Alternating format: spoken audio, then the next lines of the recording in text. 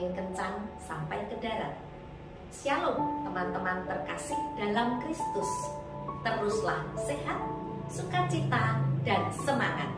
Yes, yes, yes. Ingat ini akronim dari Elok Nian Derek Yesus. Renungan tokoh Matius diambil dari perikop Injil Matius bab 9 ayat 9 sampai 13 yang berjudul Pertobatan Matius. Seorang ibu berbelanja sayuran di pasar. Ia akan menawar harga sayuran tersebut semurah-murahnya. Begitu pula dengan kita, yang kadang akan melakukan hal yang sama dengan ibu itu, bukan? Tetapi bila ada sayuran yang lebih segar, kualitas terbaik dan menarik, maka ibu itu tidak keberatan untuk membelinya dengan sukacita. Meskipun harganya lebih mahal, karena sayuran segar dan terbaik itulah yang dia cari. Demikian pula dengan pilihan Matius. Karena merasa sudah menerima kabar gembira yang dia cari, maka ia pun tanpa pikir panjang langsung mengikuti Yesus. Seperti tertulis dalam Injil Matius bab 9 ayat 9 sampai 10. Setelah Yesus pergi dari situ, ia melihat seorang yang bernama Matius duduk di rumah cukai. Lalu ia berkata kepadanya, "Ikutlah aku." Maka berdirilah Matius lalu mengikuti dia.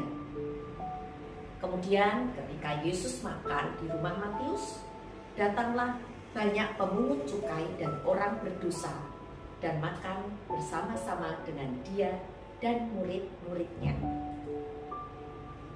Kisah panggilan Matius cukup unik. Ia adalah seorang Yahudi dari Galilea yang menjadi pemungut cukai di Kapernaum.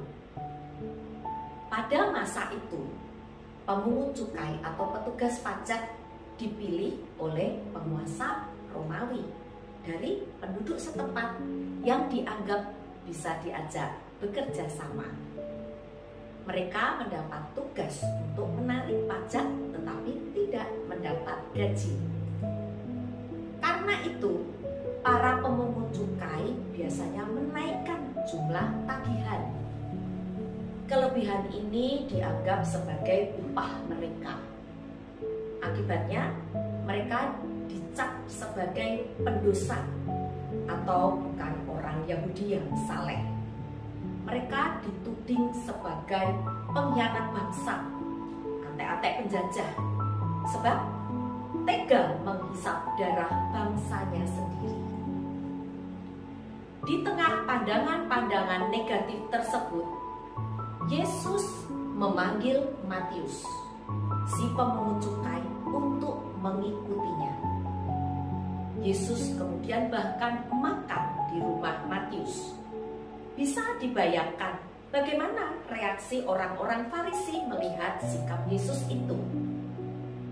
Namun, yang lebih menarik kiranya adalah reaksi cepat dari Matius. Begitu dipanggil, Matius yang sedang duduk di tempat kerjanya seketika berdiri dan mengikuti Yesus. Tidak ada keraguan-raguan dalam hati Matius. Selain itu, Matius juga rela membagikan pengalaman pertobatannya kepada yang lain. Ia mengundang sesamanya, yakni sesama pemungut cukai dan orang berdosa, untuk makan di rumahnya. Kiranya Matius bukan sekedar mengundang mereka makan. Ia ingin memperkenalkan kepada mereka siapa itu Yesus. Ia berharap bahwa perjumpaannya dengan Yesus bisa menyentuh hati dan mengubah orang-orang itu seperti yang ia alami. Matius 9 ayat 11.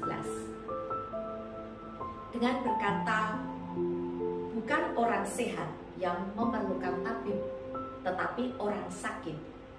Dan aku datang bukan untuk memanggil orang benar, melainkan orang berdosa.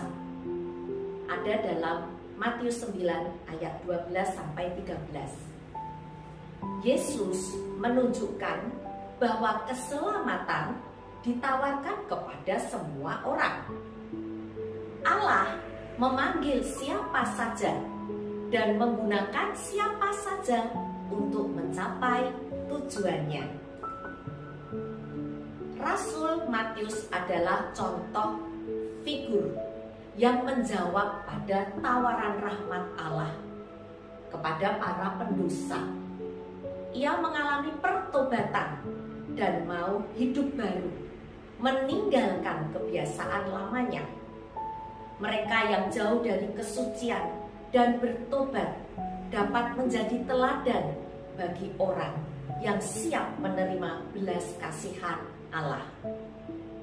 Dalam belas kasih-Nya, Yesus melihat apa yang terbaik dalam diri Matius pemungut cukai dan memilihnya menjadi rasul, bahkan menjadi penulis Injil yang membantu kita mengenali Yesus.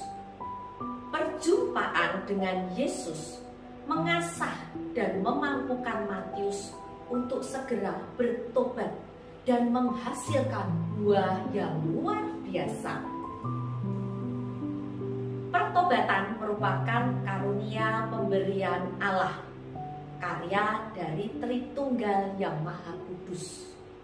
Rohlah yang membuka hati agar percaya pada Kristus dan mengakui Dia. 1 Korintus 12 ayat 3. Merupakan proses sepanjang hidup, menuntut pembalikan terus-menerus dari hidup seturut daging menuju hidup menurut roh. Roma 8 ayat 3-13. Pertobatan berarti keputusan pribadi menerima kedaulatan Kristus yang menyelamatkan dan menjadi muridnya. Redemptoris Missio, ensiklik Paus Yohanes Paulus II, nomor 46. Tobat batin adalah langkah balik pertobatan pada Allah dengan segenap hati, pelepasan dosa, berpaling dari yang jahat, keengganan terhadap perbuatan jahat yang telah dilakukan, membawa kerinduan dan keputusan mengubah hidup, harapan atas belas kasihan ilahi dan bantuan rahmat-Nya.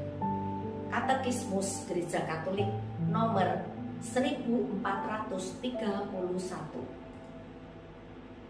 Allah juga melakukan keajaiban-keajaiban dalam kehidupan kita, asalkan kita membuka hati baginya. Itu berarti kita diminta untuk membiarkan Dia menyentuh hati kita, berkuasa atas diri kita, dan mengatur kita. Berani melepaskan kebiasaan buruk menggerutu atau bersungut-sungut dengan mengalihkan perhatian, segera berdoa agar tenang dan sabar. Misal berdoa Salam Maria. Mari kita persiapkan diri dengan rajin membaca dan mempelajari firman Allah, dibantu membaca buku tafsir dengan nihil obstat dan imprimatur. Dan ketika Yesus menyapa dan mengundang kita untuk mengikuti Dia, kita sudah siap seperti Matius. Yang dikehendaki Yesus adalah belas kasih, bukan persembahan. Pantun penutup. Hitam manis si gadis India, tanda di dahi percantik parasnya. Pergilah ke seluruh dunia, wartakan Injil, kabar sukacitanya. Selamat menikmati. kasih Tuhan, berkah dalam.